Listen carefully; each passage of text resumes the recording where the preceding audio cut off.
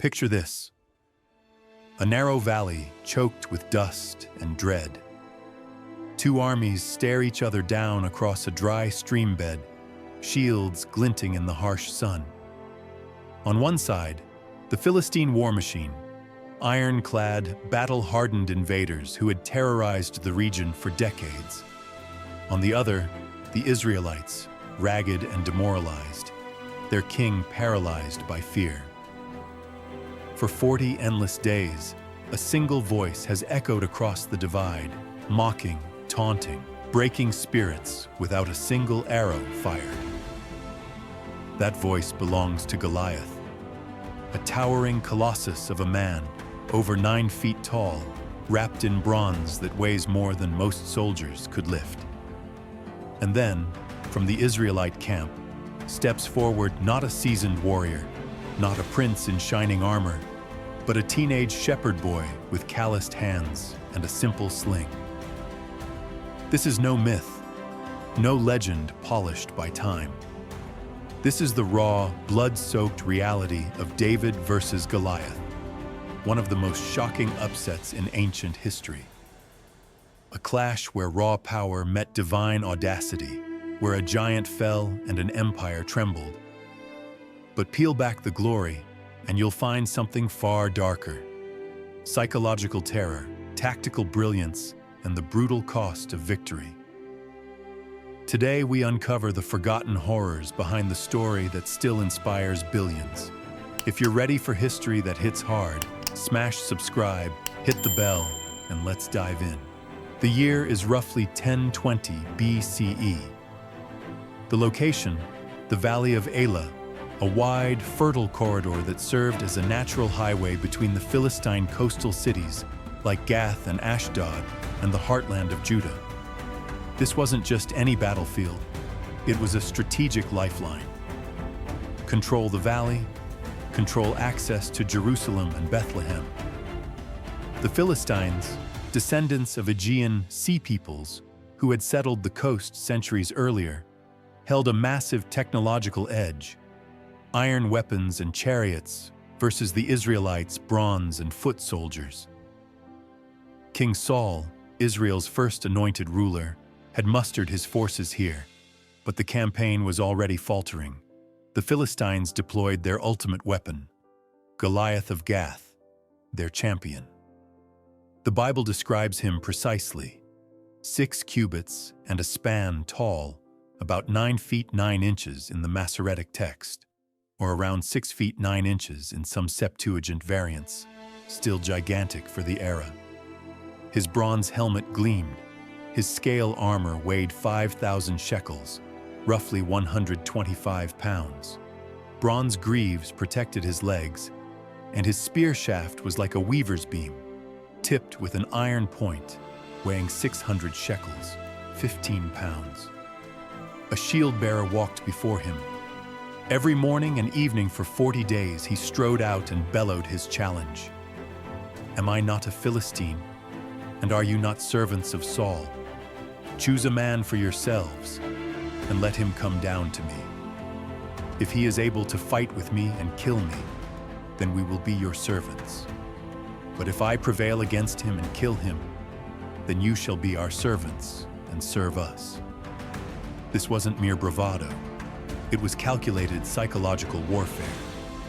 By sending one unbeatable champion, the Philistines avoided full engagement while demoralizing the enemy. Saul offered rewards: wealth, his daughter's hand in marriage, tax freedom, but no Israelite dared step forward. The army was frozen in terror, their faith shaken. Meanwhile, in Bethlehem, a young man named David, Jesse's youngest son, was tending sheep. His older brothers were at the front with Saul. David, perhaps 15 to 18 years old, was the errand boy carrying food parcels to the camp. On this particular day, he arrives just as Goliath issues his twice daily taunt. David hears the giant's words and is furious. Who is this uncircumcised Philistine that he should defy the armies of the living God? His brothers Eliab and others snap at him. Why have you come down? With whom did you leave those few sheep in the wilderness?" But David persists. Word reaches Saul.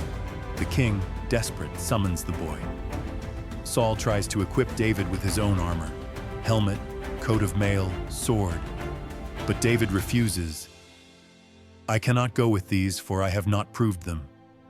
Instead, he grabs his staff, selects 5 smooth stones from the brook. Why 5? Perhaps 1 for Goliath and 4 for his brothers, showing confidence, and slings his shepherd's pouch. David's weapon wasn't a toy. Ancient Near Eastern slingers were elite troops. Stones could reach speeds over 100 miles per hour, shattering bones or helmets from 200 yards. David had practiced on lions and bears that threatened his flock. "Your servant has struck down both lions and bears, and this uncircumcised Philistine shall be like one of them, for he has defied the armies of the living God." His confidence wasn't arrogance. It was rooted in experience and faith. The 2 armies watch in stunned silence as David walks into the no-man's land. Goliath advances, shield-bearer in front, sneering. "Am I a dog, that you come to me with sticks?" He curses David by his gods and vows, "Come to me, and I will give your flesh to the birds of the air and to the beasts of the field." David doesn't flinch. He shouts back across the valley, "You come to me with a sword and with a spear and with a javelin, but I come to you in the name of the Lord of hosts, the God of the armies of Israel, whom you have defied. This day the Lord will deliver you into my hand, and I will strike you down and cut off your head.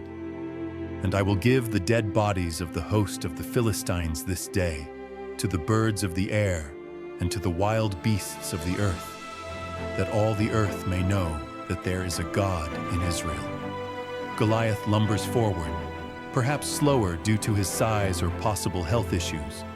Some scholars suggest acromegaly caused vision problems and joint weakness. David sprints toward him, full commitment. He reaches into his bag, loads a stone, whirls the sling in a blur of motion, and releases. The stone arcs perfectly, striking Goliath square in the forehead. The impact is catastrophic. The giant staggers, his massive body topples forward like a felled tree, face slamming into the dirt. But the brutality doesn't end. David rushes up, grabs Goliath's own enormous sword, too heavy for most men to wield one-handed, and with both hands severs the giant's head. He lifts it high, a gruesome trophy. The Philistine lines shatter in panic. The Israelites surge forward, chasing the fleeing enemy all the way to the gates of Gath and Ekron. Thousands fall that day. The valley runs red. David's victory catapults him to instant legend.